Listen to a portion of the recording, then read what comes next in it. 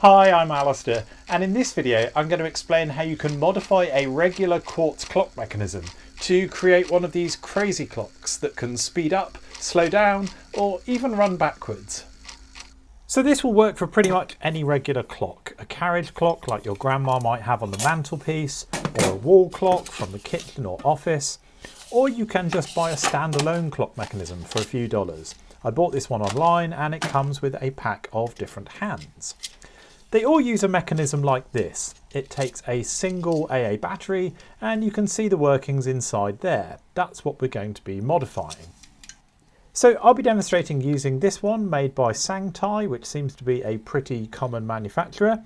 The first thing to do is to remove the back, which is secured by clips on the side. There's no screws to remove, so you can just push these open with your fingers. I'm just going to use a screwdriver to gently prise that last one off.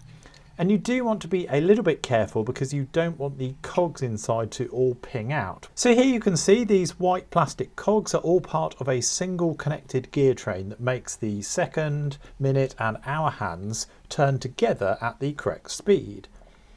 This coil of thin copper wire here, that's wired in a circuit with this silver timing crystal at the back. So the crystal oscillates at a fixed frequency and that causes a current to pass through the coil and that regulates the speed at which the cogs turn. So how does it do that? Well, let me just try to gently remove this cog first, and then underneath I can remove this special cog here. On the underside of this cog there's a small permanent magnet. This cog fits here. And now when an electrical current passes through the coil, it induces a magnetic field across that cog with a permanent magnet, causing it to rotate. Now the direction of the electrical current alternates based on the frequency of the crystal. Every time the electrical current changes direction, that makes the polarity of the magnetic field alternate, and that causes the cog to spin 180 degrees to align with the magnetic field. That's what drives this whole gear train that makes the clock run. So to modify the speed of the clock mechanism, instead of having that coil alternate at a regular frequency of once a second based on the crystal, we're going to directly apply current across the coil using an Arduino. So I'm just going to remove these cogs and then carefully lift out this section here. And if I turn that over, you'll see that it has the electronics on it. It's got a chip on board under this blob. There's the crystal, and the two ends of this very thin copper wire that's wrapped around this coil are soldered onto the PCB at these two pins here. So we're not going to use any of the rest of this circuit, and we don't want those other components on the board to interfere. So I'm using a Stanley knife just to scratch off the traces from the circuit board that goes to those two terminals. And then the coil is completely isolated. Now I've just soldered two wires onto those terminals, which means we can directly wire to the coil. And now I'm just going to put the mechanism back together again. So I've fed those two wires out through the battery compartment. We're not going to be using that. And then it's just a matter of replacing the cogs back in the correct positions. Now if you do this yourself, I highly recommend taking a photograph or a video as you go, just so you can refer back to it in case the layout of your cogs is not quite the same as mine. Then we can just snap the back cover back on, and that's a pretty neat job. So what we've now made is a manually controlled clock mechanism where the hands advance each time an alternating electrical pulse is applied to these two wires. So how do we then send that pulse? Well, in theory you could just connect these two directly to the GPIO pins of a microcontroller like an Arduino, and then just write alternating high and low values to each one to reverse the polarity of the current. And that would work. The coil only requires a very small low voltage current. Remember, it was designed originally to run off a single 1.5 volt battery. But that's not a great idea because the coil is an inductor.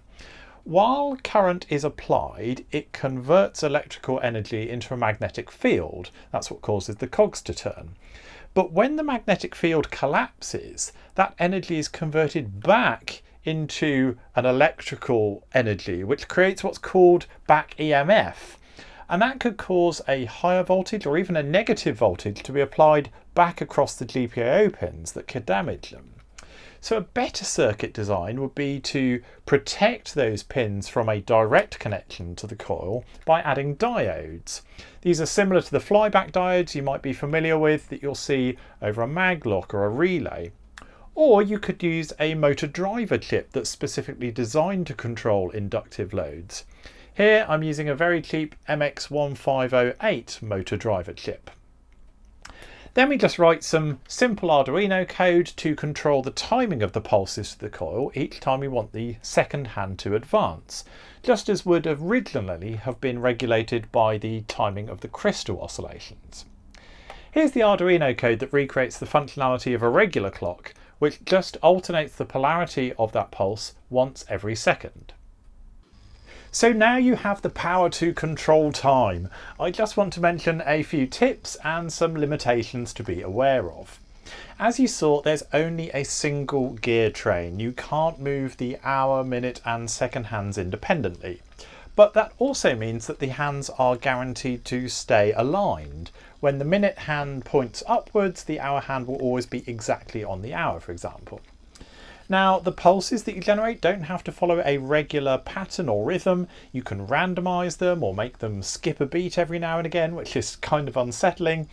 You could make the time in your work day from 9 to 5 go by really quickly, but for your hour-long lunch break to last for 3 hours. You could make the rhythm of ticks and tocks correspond to a Morse code message, or you could simply speed the hands up. But there is a limit to how much you can do that. The coil needs to be energized for a minimum amount of time to allow the cogs to rotate. So that's a mechanical limit that really can't be overcome. Now, I analysed a bunch of different mechanisms with my oscilloscope and found that the vast majority of these mechanisms apply a 20 millisecond pulse. Then there's a delay, and then there's an inverted 20 millisecond pulse. Now, I tried reducing the duration of that pulse and I found that you could get down to 10 milliseconds. It will still work okay on most clocks, but any shorter than that and the hands start to jitter. So that means that the absolute fastest speed you can run the clock at is 100 times normal speed, because that's the most number of 10 millisecond pulses that you can fit in a second.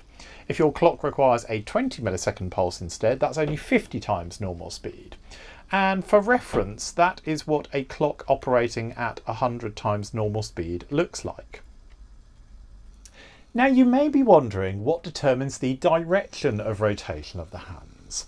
When a pulse is applied that causes the cog with that permanent magnet to rotate 180 degrees, does it do so clockwise or anti-clockwise? Well, each gear mechanism is designed and precisely tuned to the exact duration and strength of the magnetic force applied by the coil in that mechanism, so that under normal usage it's guaranteed to always rotate in a clockwise direction. But we've modified that force now, which means that the behaviour is no longer guaranteed. By adjusting the duration and the strength of the pulse, you can actually get the cog to initially rotate anti-clockwise. And once it starts rotating one way, momentum generally means it will continue to do so for each subsequent pulse. But it's not totally reliable. So if you want to be able to guarantee the direction of rotation of the hands, or if you want to move them faster than 50 times normal speed, or if you want to be able to move the hands independently from each other, you're going to have to remove the original clock mechanism and replace it with some motors instead. But that's the subject for another video, so I hope you'll join me in the future for that one. Meanwhile, I just want to say thanks so much for watching this video. I hope you found it useful and informative, and I look forward to seeing you next time. Okay, cheers, bye.